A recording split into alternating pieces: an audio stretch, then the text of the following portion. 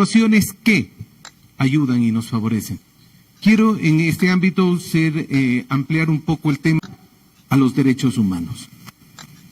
Y saben que nuestro producto, una vez que sale, elaborado por nuestros técnicos, sale hacia la Asamblea, son normativas cuyo cumplimiento estricto al derecho humano está garantizado, está presente en todas las legislaciones. Tenemos, por ejemplo, el proyecto de salud mental. Está adelante en la Asamblea Nacional, que no contaban, una situación de que todos se procuraron en la salud física, pero jamás en la salud mental. Ya esto a nivel comunitario se ha solicitado para la aplicación, nos han solicitado que sea extensivo a la comunidad andina a fin de que se aplique. Tenemos proyectos como la consulta previa para la explotación minera y petrolera, preguntar a los pueblos indígenas, preguntar a los comuneros si permiten la explotación minera y petrolera en sus tierras ancestrales. Tenemos ya adelante estos proyectos y proyectos como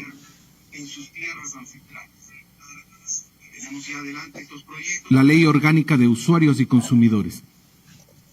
Esta ley orgánica va a hacer de que en el país todos los productos que se vendan o todos los servicios que se presten tengan un rigor, tanto en cuanto a la calidad, cuanto en la prestación de servicios. La soberanía alimentaria es un proyecto de ley, es una ley ya vigente en nuestro país, pero con especial tutela por parte de la Defensoría. Y hoy en día, en estas mesas que están, sobre todo con los indígenas, el gobierno con los indígenas, ya están hablando de una soberanía alimentaria con una aplicación al máximo. Esto quiere decir de que los productos que se producen en nuestras tierras tengan el cuidado frente a la importación indiscriminada de productos cuya competencia sea un peligro para la subsistencia de nuestra población indígena. Y así por el estilo tenemos algunos proyectos que nacen desde o han nacido desde la Defensoría del Pueblo. Y eso ha hecho de que la prestancia, la solvencia técnica hace de que nosotros tengamos este máximo de credibilidad dentro de una sociedad. Ahora la Defensoría tiene que ir más allá. No solo tiene que actuar en momentos en que la población lo necesita. Tenemos que ser más proactivos y hoy día tenemos que redimensionar la función de la Defensoría. Ya no solo, como los digo yo, apagafuegos en el momento de la problemática. No, la Defensoría tiene que avanzar mucho más allá en cuanto a prevención se refiere. Y es por eso que estamos ya empezando a diseñar la resolución a conflictos sociales. Va a ir más allá, donde la prevención hace que el día de mañana no venga el castigo, donde la prevención hace que el día de mañana no venga la reparación. Como nos toca hacer que después de las manifestaciones tengamos que buscar reparaciones integrales por parte del Estado a aquellas personas que sufrieron un abuso de poder. No, hoy en día tenemos que buscar ya la prevención como norma de la Defensoría del Pueblo en mi país. Y a eso es donde estamos enfocados principalmente, a irnos al aspecto preventivo. Gracias.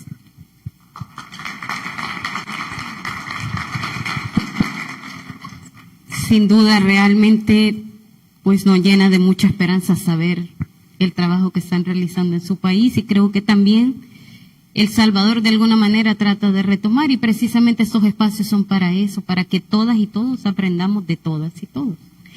Ahora, señora María Elena Laurnaga, ¿qué nos puede comentar usted? Bueno, muchas gracias, señora procuradora. Quiero agradecer en particular a José Apolonio Tovar, al procurador, al IPDH por todo el esfuerzo que han hecho. Quiero expresarlo en particular a través del trabajo que Ana María ha realizado con todas y con todos para poder materializar esto. y brindarnos esta oportunidad de compartir un encuentro y un espacio que seguramente es muy fructífero por lo que pasa acá y por lo que pasa en los pasillos, en las conversaciones paralelas. Quiero plantear primero que nada que la Defensoría de Montevideo es una defensoría local y es una particularidad en el marco de la mayor parte de las defensorías que están hoy acá presentes, que son de carácter nacional. La Institución Nacional de Derechos Humanos y Defensoría del Pueblo del nivel nacional de Uruguay no pudo estar presente porque ellos en este momento están terminando el periodo y están siendo electos los nuevos integrantes de la institución, si no seguramente hubieran estado acá. Quiero mencionar que Montevideo es una ciudad de 1.400.000 habitantes, muy pequeña, pero que es la mitad del país, o casi la mitad del país. Nosotros a nivel de Montevideo la primera cosa que tenemos es un gran acuerdo de trabajo con la Defensoría del Pueblo de nivel nacional. Tenemos un acuerdo en todos aquellos aspectos que llegan a la Institución Nacional de Derechos Humanos y Defensoría del Pueblo y que tienen que ver con Montevideo, en general lo derivan hacia nosotros para procesar esa situación. Ahora, ¿qué hace una defensoría local? Yo quería recolocar la importancia también de esa figura, ¿no? Acá, porque sé que muchos de los países que están acá tienen también distintos formatos de defensorías en el ámbito local y cómo esto tiene que ver con los DESC. Yo creo que hay dos cosas que vinculan a la defensoría local con el rol del defensor del pueblo, la defensora del pueblo. Uno es la proximidad. La proximidad es una variable clave, muy interesante y muy importante, ¿tá? Y otra es la convivencia. La convivencia. Yo creo que son las dos palabras que quería generar acá. Estamos lo más cerca posible del problema, de donde estallan algunos problemas. Uruguay es un Estado unitario, por lo tanto las políticas públicas son nacionales, dependen de los ministerios y no son de carácter departamental o municipal. Por lo tanto, nosotros no tenemos competencia en la política nacional, pero tenemos la posibilidad de hacer sugerencias, recomendaciones, propuestas, informes, etcétera. ¿Cuál es la herramienta principal de una defensoría pequeña como la que tenemos? La legitimidad. Si no generás legitimidad en la ciudadanía, por más que todavía nos conoce poca gente, al lado de lo que nosotros necesitaríamos o quisiéramos que nos conocieran, la legitimidad es una variable importante. Y la otra, la capacidad de intervenir en el conflicto concreto. Me está acompañando acá Rosana De Boni, que es la responsable de mediación comunitaria. ¿Por qué menciono esto? Porque la otra herramienta de la defensoría es la de generar modelos, replicar modelos de intervención. Somos una defensoría muy pequeña, y no voy a hablar acá de qué pocos somos y qué nada de plata tenemos, sino que voy a mencionar que el efecto de demostración de una metodología que puede funcionar en una intervención comunitaria es un aporte sustantivo, mucho más que a cuántas personas podemos resolverle un problema, o mucho más que cuántos ciudadanos o ciudadanas accedieron a nosotros. Para nosotros es una estrategia válida, interesante, el efecto de demostración de herramientas de intervención en comunidad que puedan ser utilizadas como una herramienta replicable. Por eso la mediación comunitaria para nosotros es una herramienta estratégica, no es para resolver un problema, dos problemas, tres problemas. ¿Ah? Vuelvo un poquitito al tema de que nos convoca en realidad, que es los derechos económicos, sociales y culturales. Uruguay es un país con una democracia estable, ustedes dirán, bueno, tienen suerte. Es un país con los derechos civiles y los derechos políticos garantizados desde hace mucho tiempo y con una cultura cívica interesante. Sin embargo, los derechos económicos, sociales y culturales, que son la materialización concreta de esos derechos civiles reconocidos constitucionalmente, son limitados como en casi todos lados. Y yo quiero mencionar solo 2 o 3 ejemplos para bajar a tierra esto de los DESC. Uruguay, bueno, el protocolo de los DESC se aprobó en 2008 por la parte de Naciones Unidas, Uruguay lo ratificó en el 2013, hay 165 países que tienen ratificado el protocolo de derechos económicos, sociales y culturales. Sin embargo, queda un camino enormemente largo por recorrer por delante y que es una de las recomendaciones posibles que puedan surgir de acá. Les decía, voy a poner 2 o 3 ejemplos. El derecho a la vivienda está garantizado en la Constitución de la República, no todos, pero el derecho a la vivienda, a la libertad, a la dignidad, a la vida, los derechos básicos están garantizados en la Constitución de la República. Sin embargo, hay muchísima gente en Uruguay. Estoy hablando de un 20% de la población de Montevideo que vive en condiciones indignas. Algunos en pensiones, pudiendo alquilar a precios desorbitantes un cuarto en casas de alquiler, se llaman pensiones, allá no sé acá cómo se llamarán, bueno, viviendas colectivas muy deterioradas, etcétera. Otros en situaciones de inestabilidad en el acceso a la vivienda muy fuerte. Hay 80.000 viviendas vacías en Montevideo y hay 170.000 personas que no tienen vivienda. Yo creo que son más, pero podría asegurar que son hasta 300.000 personas las que viven en una cosa que se llaman allá asentamientos irregulares. Construyen su casillita, ocupan un terreno y ahí viven y se protegen de la lluvia, del sol, de lo que sea. Se llamarán callampas en algún lugar, cantegriles se llamaban antes en Uruguay, bueno, etcétera. Esas viviendas irregulares que son pequeñas soluciones mínimas en condiciones totalmente inadecuadas, son una violación al derecho a la vivienda. Yo voy a terminar en 2 minutos con 2 ejemplos de intervención concreta en cómo se pueden materializar o promover derechos económicos, sociales y culturales con herramientas que no son ni siquiera la gran política pública. Una de ellas en el derecho al agua, uno de los derechos de nueva generación, digamos. En el Uruguay en 2004 se hizo un plebiscito popular para declarar al agua como un bien público y para obligar al Estado a proveer de forma pública el servicio de agua. Ese plebiscito se ganó por el 64,8% de los votos de la ciudadanía. Hoy es ley, con un plebiscito que no se puede derogar. Sin embargo, la materialización todavía falta bastante. Voy a mencionar un segundo ejemplo y con esto voy a terminar. No fuimos nosotros estamos acompañando varias de estas iniciativas. El año pasado hay personas que ocupan un terreno, hacen su casillita de madera para sobrevivir ahí. Cuando ese terreno es público, el gobierno de Montevideo o quien fuere trata de encontrar una alternativa de realojo, etcétera. Pero cuando ese terreno es privado, por la legislación vigente en el Uruguay, eso es un delito penal.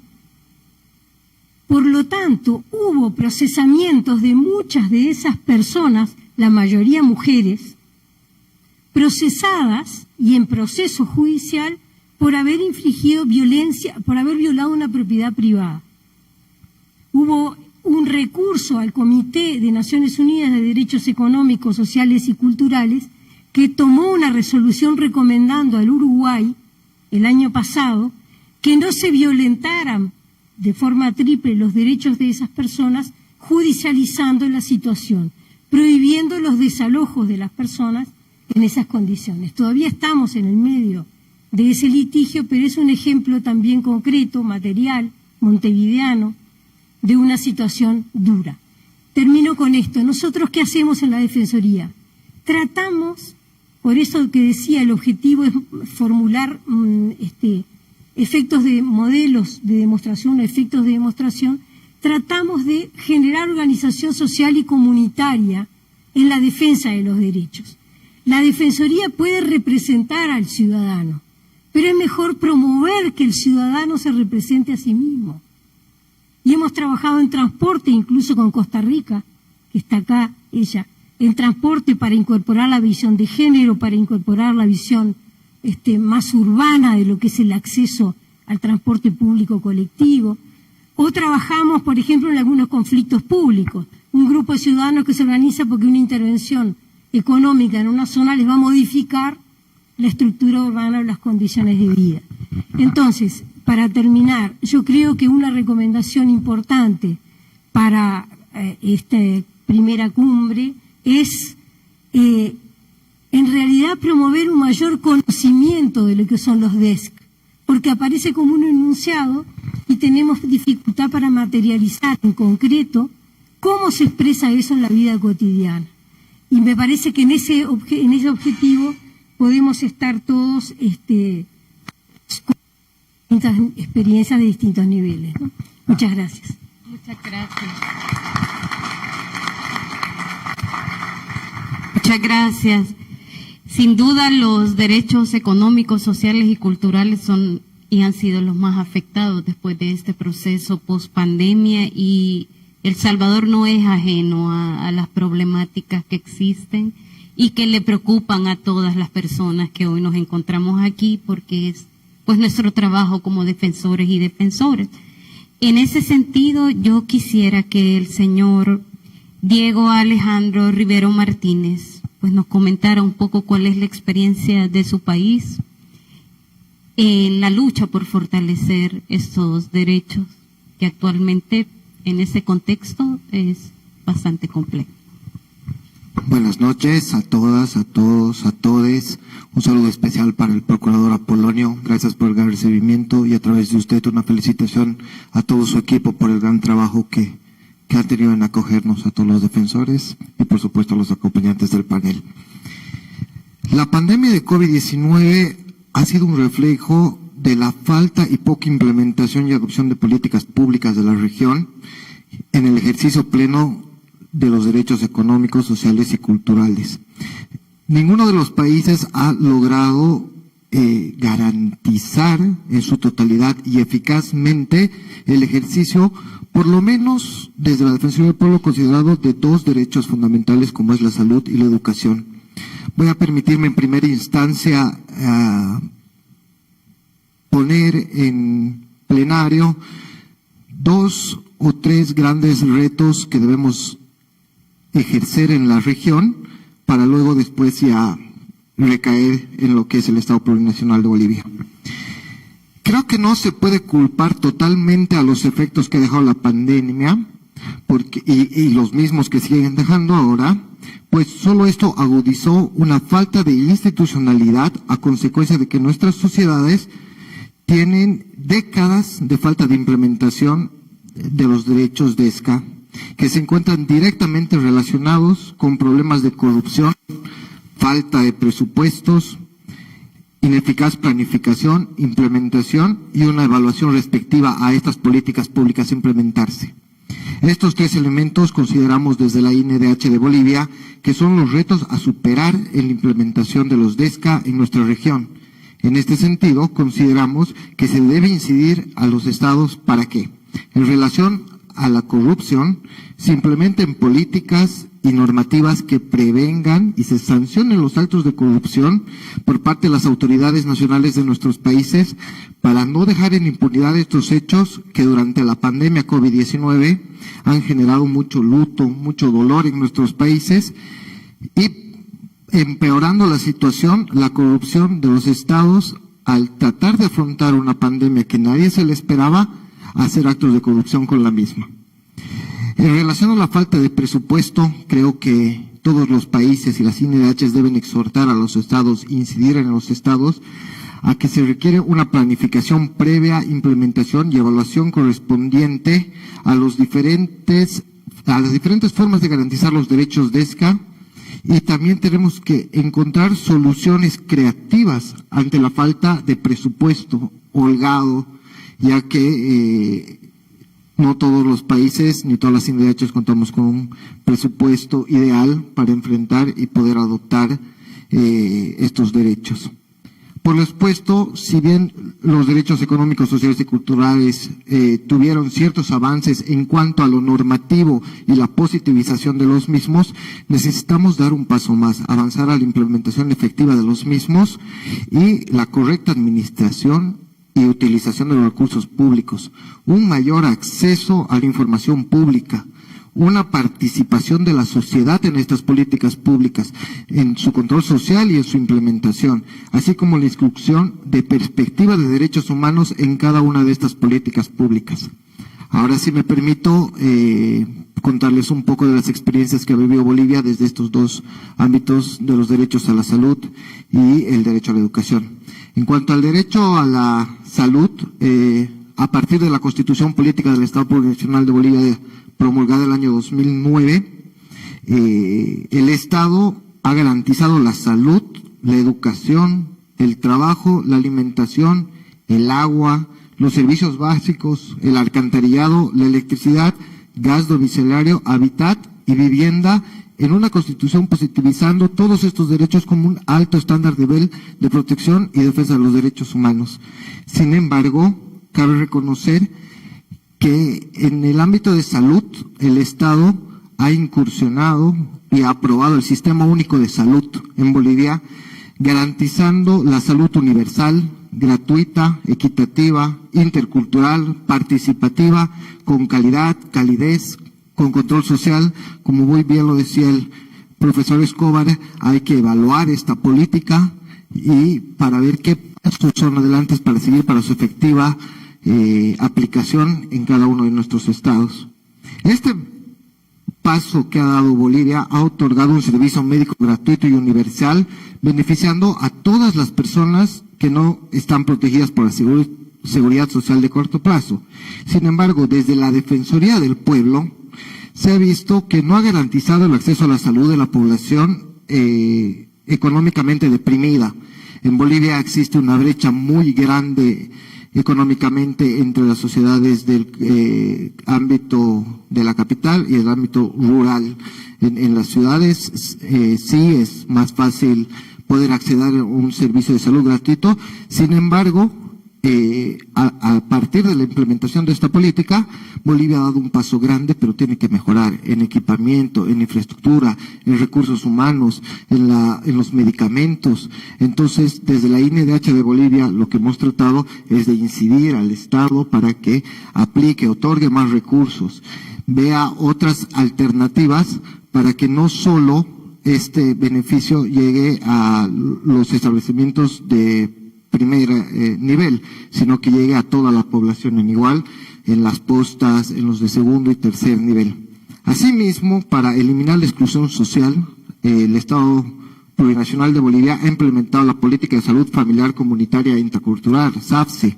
Sin embargo, esta solo llega a hospitales de primer nivel, lo que desvirtúa su objetivo y no aporta al mejoramiento del sistema de salud. Ya tengo mucho que comentar, pero lamentablemente nos está fallando el tiempo.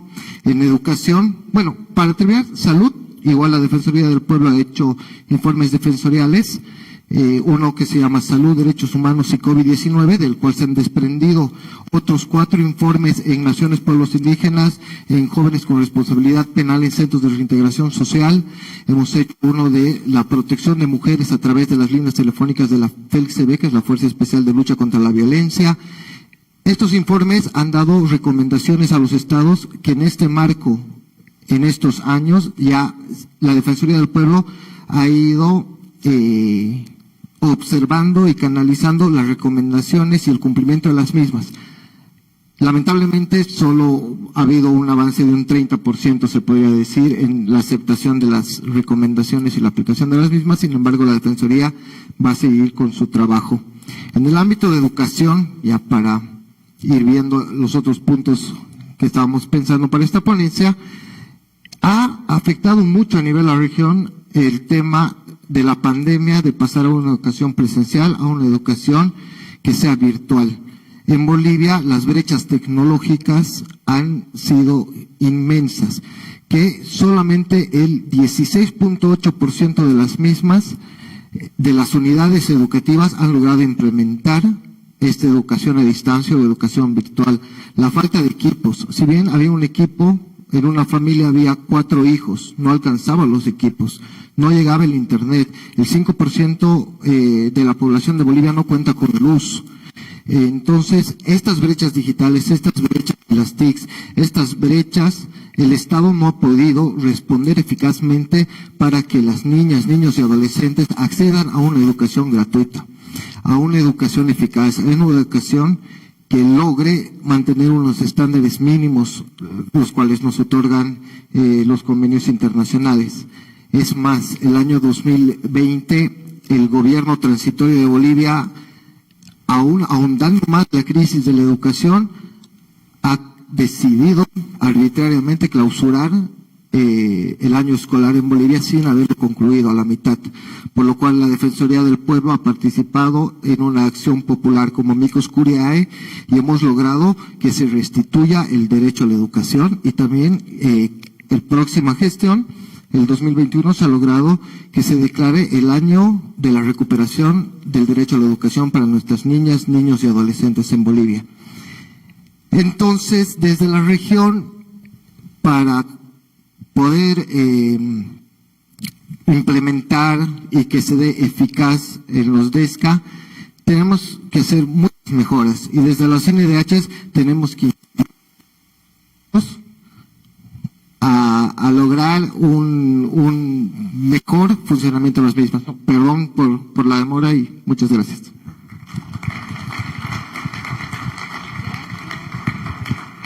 Gracias, señor Rivero. Realmente nos entusiasma mucho la manera en la que usted observa las cosas y creo que sí han sido soluciones innovadoras y es importante para eso, ¿verdad? Estar aquí y retomar esos aprendizajes importantes. Por último, y no el menos importante, vamos a escuchar al señor Fernando Mauro Barbosa. El micrófono es suyo. Buenas noches. Buenas noches a todos, honorables señores y señoras, dirigentes de las instituciones nacionales de derechos humanos del continente americano, RINDICA.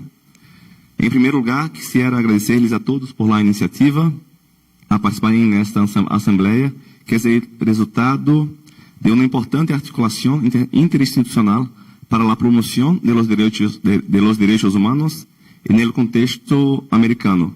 Nuestro agradecimiento especial al licenciado José Apolonio y los demás directores de RINDICA y de las INDHs.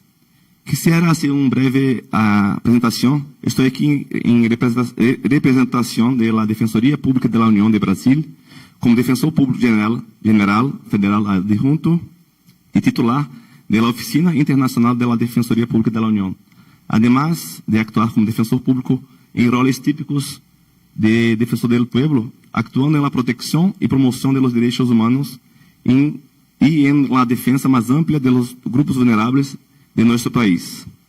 La Defensoría Pública integra cada vez más las redes y eventos de INDHs y el año pasado participó por primera vez en una asamblea de RINDICA. El evento de hoy es una excelente oportunidad para intercambiar experiencias y prácticas exitosas, así como reflexionar sobre los desafíos y perspectivas futuras para la implementación efectiva de los derechos humanos en nuestros países.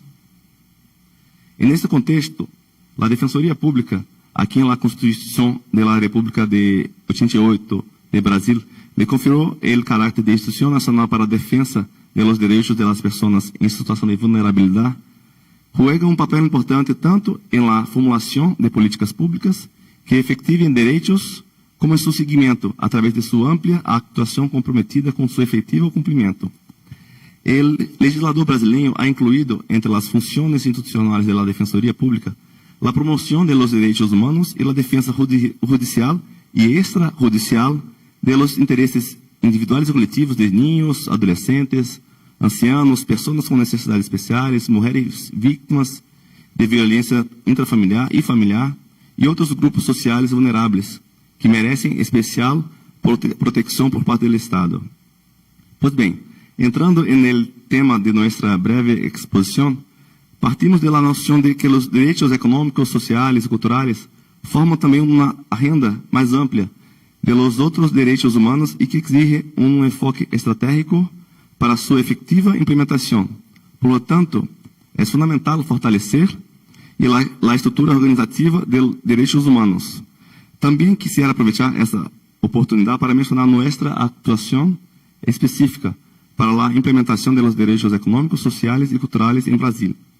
La Defensoría Pública actúa estratégicamente para garantizar los derechos fundamentales a todos y todas indistintamente. También tenemos grupos de trabajo que destacan defensores para actuar a favor de grupos específicos, como personas en situación de calle, privadas de liberdad, migrantes y refugiados, ancianos, población originaria, pueblos indígenas, víctimas de trata de personas y trabajo forzoso, población negra, entre otros.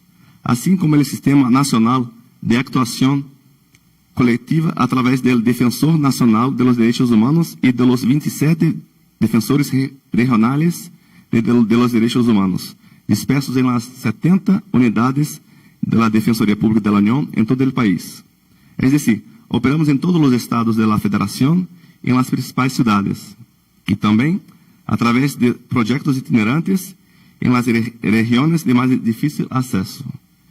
En caso de afectaciones de los derechos humanos en sus respectivas áreas de especialización, los grupos de trabajo emiten recomendaciones y firman compromisos de ajuste de conducta. Además, estos grupos se manifiestan públicamente a través de los vehículos oficiales de comunicación de la Defensoría Pública de la Unión, emitiendo notas, mociones o manifestaciones de opinión en relación a propuestas normativas, proyectos de ley o hechos relacionados con las respectivas áreas de especialización.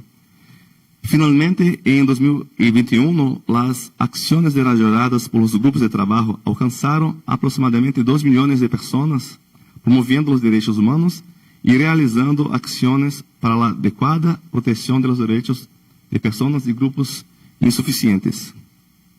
La Defensoría Pública participó también en las audiencias públicas de la Revisión Periódica Universal de la ONU sobre salud, educación, racismo, derechos de la mujer, alimentación, derecho a agua y saneamiento, derecho a la vivienda y medio ambiente, produciendo documentos específicos sobre cada una de ellas. Por fin, y entre los retos para la plena efectividad de los DESC en el país, desde la perspectiva de la Defensoría Pública se destacan, número 1, la reducción de la inversión pública en proyectos, iniciativas y políticas públicas transversales y estructurales y efectivas que promuevan los derechos fundamentales. 2, el desmantelamiento paulatino de las redes de protección y participación en acogida social. 3, la expansión de la pobreza y las desigualdades sociales. 4, concentración de ingresos y agravamiento de la crisis económica en el contexto de la pandemia. 5, falta de coordinación entre el gobierno y el tercer sector para la implementación de políticas públicas inclusivas. Y 6, los obstáculos procesales a la justiciabilidad de los DESC. En esta perspectiva, la Defensoría Pública de la Unión reitera su compromiso a favor de aunar esfuerzos y converger iniciativas que fortalezcan la Red Interamericana de Instituciones de Defensa de Derechos Humanos y, de esta manera, permitan luchar por la efectividad de los derechos humanos, especialmente por los derechos económicos, sociales, culturales, ambientales en el contexto americano. Muchas gracias.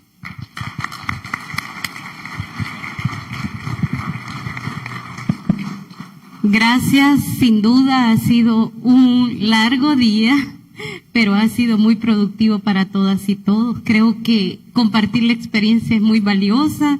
Yo reitero el agradecimiento que ha hecho el señor procurador a cada uno de ustedes por estar aquí.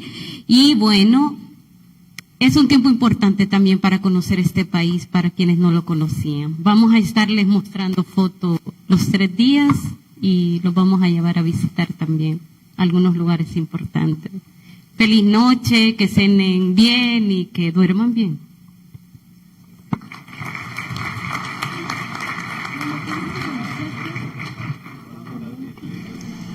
Agradecemos a todas y todos su presencia. Con esto concluimos la agenda de este día. Les invitamos a acompañarnos el día de mañana a partir de las 9 de la mañana para iniciar la segunda jornada de esta primera cumbre iberoamericana de derechos humanos en El Salvador. Gracias y buenas noches.